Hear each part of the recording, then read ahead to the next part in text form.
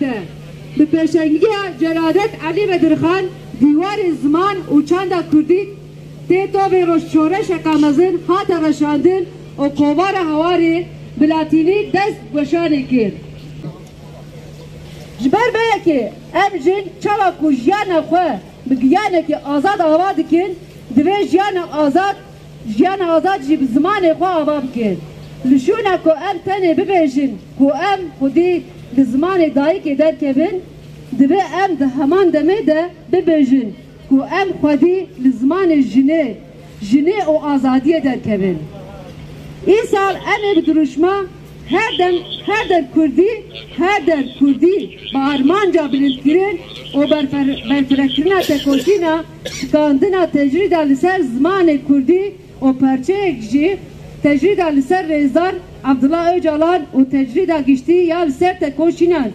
jinên Kurd û hemû neteweyên Kurd û bername û çalekiyên cor bi cor li dar bixin. Em ê li her derê dengê zimanê Kurdî bilind bikin û rengî wî li her derê belav bikin. Di vê çarçeveyê de bi armanca belavkirin û xurtkirina hişmendî, hîndekarî û rêxistintkirina civakî ya zimanê Kurdî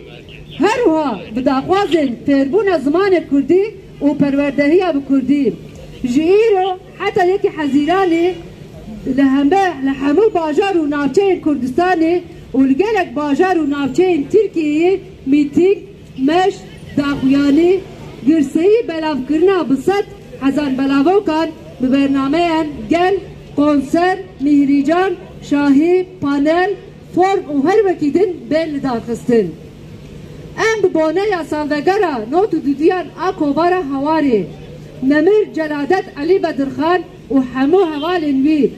hemû jin, dayîk û tekoşer û parezvanên zimanê Kurdî bi rêzdarî bîr tînin. Em cejna zimanê Kurdî serî de li gelê Kurd,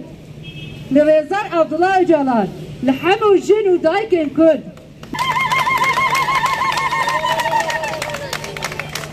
li hemû tekoşer, xemxûr, xebatkar û dildarên zimanê Kurdî pîroz kirin